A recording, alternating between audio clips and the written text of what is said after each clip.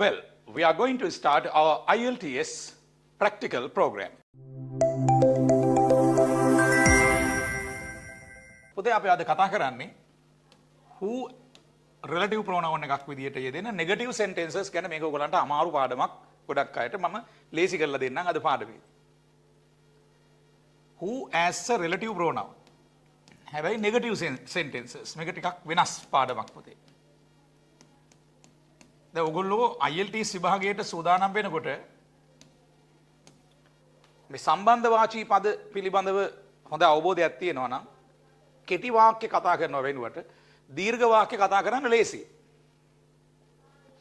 මේ රිලටිව් ප්‍රොනවුන් එකකින් කරන්නේ මේකට මුලින් තියෙන නාමපදයේ විස්තර කරන එක. දැන් අපි හිතමු අපි ගන්නවා කියලා නාමපදයක් he කියලා. he කියන නාමපදය අපි ගන්නවා. he කියන්නේ ඔහු. ඔහුව විස්තර කරන්න අපි මේ පදයේ මැද්දට දානවා. දැන් who යොදන්නේ පුද්ගලයන් පිළිබඳ විස්තර කිරීමේදී පමණයි.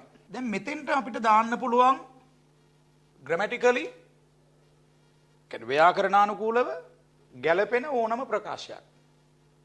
දැන් මෙයා ඒක වචන නම් මෙතෙන්ට ඒක වචන වෙන්න ඕනේ යෙදෙන ව්‍යාකරණ කොටස. දැන් අපි දන්නවා අපිට කියන්න අවශ්‍ය නම් දන්නේ නැහැ කියලා. දන්නේ නැහැ කියන්න අපි යොදන්නේ doesn't know කියලා.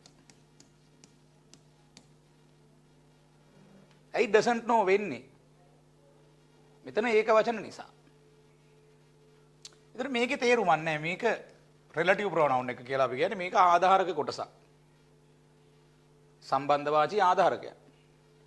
පුද්ගලයන් පිළිබඳ විස්තර කිරීම. දැන් කාවද විස්තර කරන්නේ? he. එතකොට he who doesn't know කියන්නේ. he who doesn't know. මේකේ තේරුම නොදන්නා ඔහු කියන එක. හැබැයි දැන් මේකේ යම් තේරුමක් අපිට ගන්න පුළුවන් නොදන්නා පුද්ගලයා කියලා. he who doesn't know. මේකට අපි කියනවා දැන් මේ විදිහට නිර්මාණය කළාට පස්සේ පුතේ මේකට අපි කියනවා වාක්‍යාංශයක් කියලා. ඉංග්‍රීසි වල කියනවා clause එකක් කියලා. he who doesn't know. සාමාන්‍ය වාක්‍යාංශයක් පරිවර්තනය වෙන්නේ අග ඉඳන් මුලට. මේක නෙගටිව් clause එකක්. නැත යන අර්ථයේ වාක්‍යාංශයක්. නොදන්නා ඔහු he who doesn't know. දැන් මේක මට පුළුවන් තව පොඩ්ඩක් සවිස්තරාත්මකව ලියන්න. මේ වචනේත් එකතු කරලා. anything කියන්නේ කිසිවක් කියන එකනේ. he who doesn't know anything. දැන් මේක පරිවර්තනය වෙන්නේ මම කිව්වා අග ඉඳන් මුලට කියලා. කිසිවක් නොදන්නා ඔහු. කිසිවක් නොදන්නා ඔහු. දැන් මේකට අපි කියනවා මේ මම මේ රවුන්ඩ් කරලා පෙන්නන සර්කල් කරන මේ සම්පූර්ණ ප්‍රකාශයට අපි කියනවා වාක්‍යාංශයක් කියලා. ක්ලෝස් එකක්.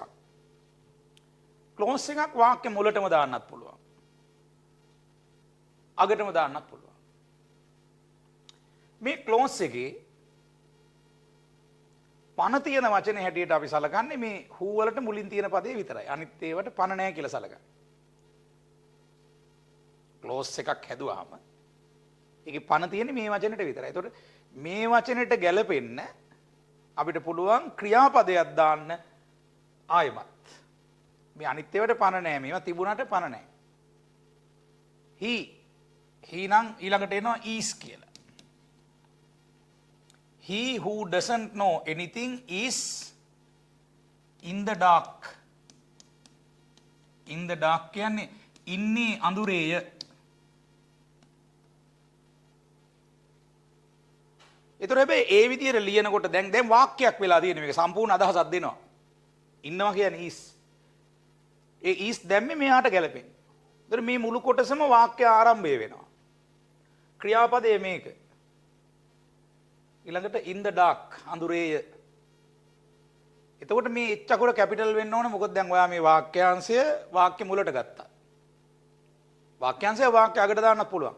මුලට දාන්නත් පුළුවන්. එහෙනම් මේක කැපිටල් h කරලා වාක්‍යයක් විදිහට ලියන්න බලන්න. he who doesn't know anything is in the dark. කිසිවක් නොදන්නා ඔහු ඉන්නේ අඳුරේ. he who doesn't know anything. ඔයා දිගට ලියාගෙන යන්න. ඔයා මෙහෙම රවුන්ඩ් කරලා ලියන්න ඕනේ නැහැ. කැමති නම් එහෙම ලිව්වත් කමක් නැහැ. ඊළඟට මේ he ට ගැලපෙන ක්‍රියාපදයක් දානවා. is in the dark අඳුරේය. දැන් අපි කිව්වා මේ වාක්‍යාංශය අගට ගන්නත් පුළුවන් කියලා. he who doesn't know anything. කිසිවක් නොදන්නා ඔහු මුලට ගන්නත් පුළුවන්. වාක්‍යයක් මැද තියෙන්නත් පුළුවන්. මොකද වාක්‍යාංශය හැදුවට පස්සේ ඒක තනි වචනයක් විදියට සලකනවා. දැන් බලන්න මම මෙහෙම ප්‍රකාශයක් ලියනවා. දැන් මේක සරල වැකියක් මම හිතන හැමෝටම තේරෙනවා මේ වාක්‍ය. I don't like මම කැමති නෑ to work වැඩ කරන්නට ඔහු සමග with him. දැන් අගට එනකොට he නෙමෙයි අගට එනකොට him වෙනවා. ඒකයි වෙනස.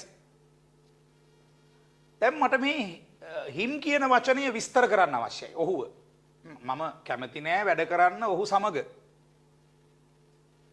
I don't like to work with him. මේ වාක්‍ය පැහැදිලිද? දන්නවනේ? හරි. I don't like to work with him. I don't like to work with him. him වලට පස්සේ මම දානවා who.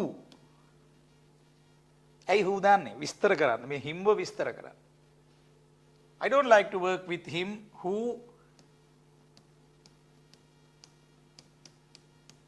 doesn't have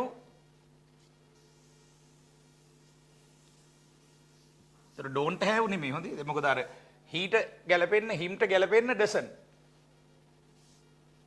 doesn't have any skills. එතකොට මේකේ වාක්‍යාංශය වෙන්නේ මෙන්න මේ කොටස. I don't like to work with him who doesn't have any skills. එතකොට him කියන වචනය විස්තර කරන්න relative pronoun එක who යෙදුවා. මෙතෙන්ට ඒක වචන නිසා මෙතෙන්ට ගැලපෙන්න doesn't යෙදුවා. doesn't have any skills. කාටද මේ skills නැත්තේ? ඔහුට. ඒ කියන්නේ දැන් මේ වාක්‍යාංශ කොටස පරිවර්තනය වෙන්නේ අග ඉඳන් මුලට. skills නැත්නම් කුසලතා කිසිවක් නැති ඔහු. කුසලතා කිසිවක් නැති ඔහු සමග වැඩ කරන්න මම කැමති නෑ. I don't like to work with him who doesn't have any skills. ඒතර වාක්‍යයක් අගට දාන්නත් පුළුවන්. හොඳයි අපි කතා කරා පුතේ I don't like to work with him. මම කැමති නෑ වැඩ කරන්න ඔහු සමග. දැන් අපි යමු තවත් උදාහරණයකට. දැන් මම ඉදිරිපත් කරන වාක්‍යාංශ වාක්‍ය මුල හෝ අග මම යොදලා පෙන්නනවා. දැන් වාක්‍යාංශයක් කියන්නේ මොකද්ද පුතේ? සිංහලෙන් වාක්‍යාංශයක් කියන්නේ මොකද්ද? වාක්‍ය කොටසක්. හැබැයි ඉංග්‍රීසි භාෂාවේ අරුමය වාක්‍ය කොටසක් හදන්න. ඒ කියන්නේ ඉංග්‍රීසියෙන් කියන්නේ මේකට ක්ලෝස් කියලා. ඉංග්‍රීසියෙන් කියන්නේ ක්ලෝස් එකක් වාක්‍යාංශය. නීතිමය ලියවිලි වල වගන්තියටත් ක්ලෝස් කියලා කියනවා. නීතිමය ලියවිල්ලක වගන්තියත් ක්ලෝස් වාක්‍යාංශයටත් ක්ලෝස්. එතකොට පුතේ දැන් වාක්‍යාංශයක් හදන්න අපිට වාක්‍යයක් පාවිච්චි කරන්න පුළුවන්. ඒ කියන්නේ වාක්‍ය කොටසක් හදන්න පුළුවන් සම්පූර්ණ වාක්‍යකින්.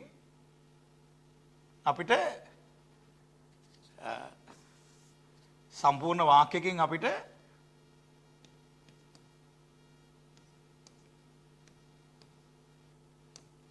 වාක්‍ය කොටසක් හදන්න පුළුවන්. ටිකක් අර මූණ ඇඹුල් වෙන කාරණයක්. මේක අමුතු වැඩක්.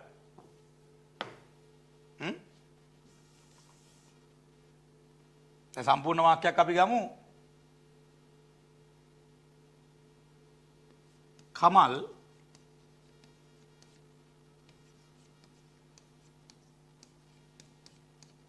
doesn't කමල් ඒක වචන නිසා don't වෙන්නේ doesn't වෙනවා. වර්තමාන කාල ප්‍රකාශයක්. කමල් doesn't know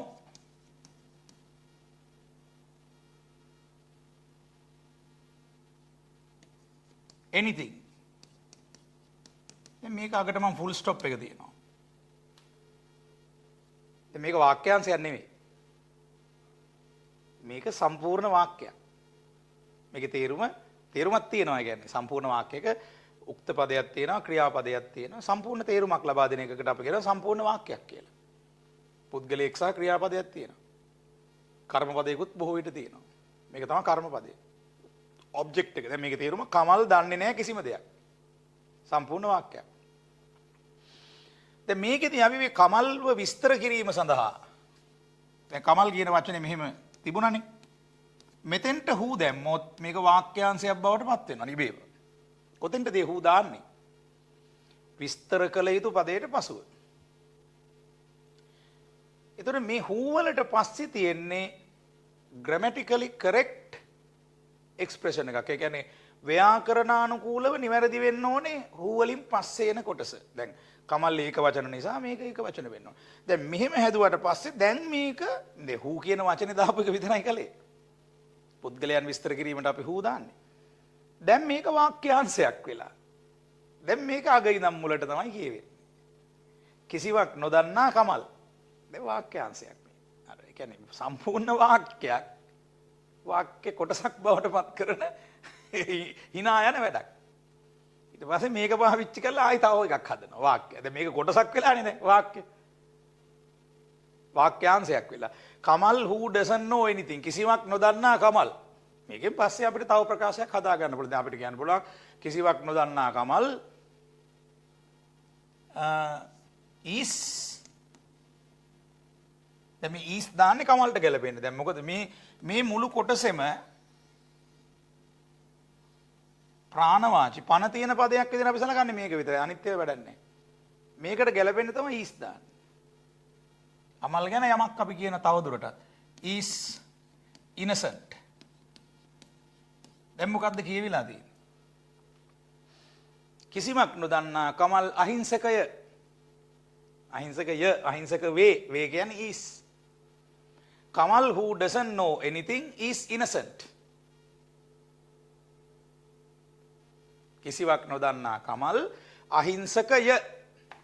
දැන් අපි you කියලා පටන් ගත්තොත් දැන් අපිට අවශ්‍යයි you කියන පුද්ගලයාව විස්තර කරන්න. එතකොට relative pronoun එක who දානවා. දැන් negative වාක්‍යාංශයක් negative clause එකක් මට හදන්න ඕන නම් මේ youට ගැලපෙන්න මේ පැත්ත don't කියලා ඕනේ දාන්න වර්තමානයේට. වර්තමාන වාක්‍යාංශයක් මම හදන එකයි don't දැම්මේ. අතීතය නම් ඒක didn't වෙනවා. present perfect tense නම් hasn't වෙනවා. ඒ වගේ ඕනම tense එකක් මේකෙන් පස්සේ ගලපන්න පුළුවන්. හැබැයි grammatically correct විය යුතුයි. It should be grammatically correct. එතකොට දැන් අපි කියනවා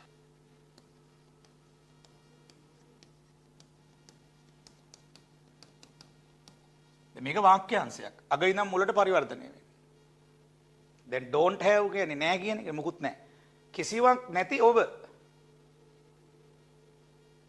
You who don't have anything.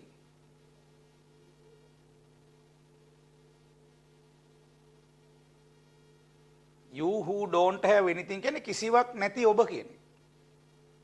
එතකොට මේක වාක්‍යාංශයක්. මේ වාක්‍යාංශයේ ප්‍රබල වචනේ නැත්නම් සජීවී වචනේ වෙන්නේ you. පළවෙනි වචනේ විතරයි. who වලට මුලින් තියෙන්නේ. මේකට ගැලපෙන්න ඊළඟ ග්‍රැමර් කොටස මෙතෙන්ට එන්න ඕනේ. ඊළඟ වාක්‍ය හදනකොට මේක වාක්‍යාංශයක් නේ. වාක්‍යාංශය අග ඉඳන් මුලට පරිවර්තනය වෙනවා. කිසිවක් නැති ඔබ. You who don't have anything. එතකොට මෙතෙන්ට එන්නේ is the other. ඊළඟ වාක්‍ය හදනකොට මේක දැන් මම මෙහෙම ලියුවට ඔය එක දිගට ලියාගෙන යන්න. You who don't have anything දැන් ඔයා ගැන වෙන මොන හරි දෙයක් කියන්න පුළුවන්. කිසිවක් නැති ඔබ මොකද?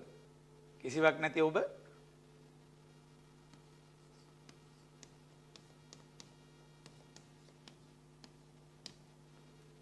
worthless. කිසිවක් නැති ඔබේ වටිනාකමක් නැහැ. ඒ කියන්නේ දැන් මෙතන අදහස් කරන්නේ ඔබ ළඟ කිසිම භෞතික සම්පත් මුකුත් නැහැ. සල්ලි නැහැ මුකුත් නැහැ. ගෙයක් නැහැ කාර් එකක් නැහැ. බැංක් account එකේ සල්ලි නැහැ. You who don't have anything are worthless. එතකොට මේක you නිසා අතන ආවුණා. මේ වචනේ තමයි වාක්‍යාංශය තුල. ඒ කියන්නේ who වලට මුලින් තියෙන එක තමයි සජීවී ප්‍රාණවත් වචනේ වෙන්නේ. ඒකට ගැලපෙන තවදුරටත් ව්‍යාකරණ ගලපලා තව වාක්‍යයක් හදන්න පුළුවන්. ඊළඟ උදාහරණය next example. දැන් මේ who යොදාගන්නේ පුද්ගලයන් පිළිබඳව කරන විස්තර කිරීම වලට. දැන් අපි ගත්තොත් මෙහෙම ප්‍රකාශයක්. The person. දැන් the person විස්තර කරන්න මම who දානවා. who වලට පස්සේ ගැලපෙන ඕනම ග්‍රැමර් කොටසක් යොදන්න පුළුවන්. දැන් මම අද පාඩමේදී යොදාගත්තේ වර්තමාන නැත යන අර්ථය. The person who doesn't work hard. දැන් මේකේ who වලට පස්සේ මේ person ට ගැලපෙන්න doesn't යෙදුණා. මේකේ the person වෙනුවට a person යොදන්නත් පුළුවන්. යෙදීම වඩා ගැලපෙන නිසා මම යෙදුවා. මේකේ තේරුම දැන් අග ඉඳන් මුලට ගත්තාම වෙහෙස වී වැඩ නොකරන පුද්ගලෙක්. මේක වාක්‍යාංශයක්. who යොදලා මේ a person කියන එක විස්තර කරලා තියෙනවා. work hard කියන්නේ මහන්සි වෙලා වැඩ කරනවා කියන එක. doesn't work hard මහන්සි වෙලා වැඩ කරන්නේ නැහැ. ඒතර මේක ඒක වචන නිසා මෙතන doesn't දැම්මේ. don't එන්නේ. වෙහෙස වී වැඩ නොකරන පුද්ගලෙක්. a person who doesn't work hard කියලා දැන් මේක වාක්‍යාංශයනේ. දැන් මේක තමයි මෙතන ප්‍රබල පදය. සජීවී වචනේ. එයාට බෑ කියලා මං කියන. දැන් බෑ කියන එකට නම් ඒක වචන බහුවචන ભેදයක් නැහැ. can't. ඒ කියන්නේ මෙයාට බෑ. වෙහෙස වී වැඩ නොකරන පුද්ගලයෙකුට බෑ. මොකද්ද බැරි? can't thrive. thrive කියන්නේ දියුණු වෙනවා කියන්නේ. ඒතර මේකේ තේරුම පුතේ වෙහෙස වී වැඩ නොකරන පුද්ගලයෙකුට දියුණු වෙන්න බෑ. A person who doesn't work hard can't thrive. දැන් අපි කිව්වේ a person who doesn't work hard මහන්සි වෙලා වැඩ නොකරන පුද්ගලයෙක්. දැන් අපි කොහොම වාක්‍යාංශයක් වාක්‍ය අගට දාන්නත් පුළුවන් කියලා නේ. දැන් අපි කියනවා මම කැමති නෑ. I don't like. කාටද කැමති නැත්තේ? anyone. දැන් මේ anyone කියන පදේ ඒක වචනයි. මට අවශ්‍යයි anyone විස්තර කරන්න. ඒතර මෙතෙන් මම දානවා who. දැන් විස්තර කිරීමේ සම්බන්ධක පදේ තමයි මේක relative pronoun කියලා කියන්නේ. I don't like anyone who doesn't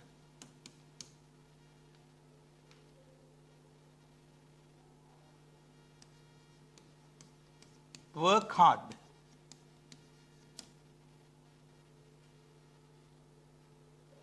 එතකොට anyone who doesn't work hard කියන එක තමයි මේකේ වාක්‍යාංශය.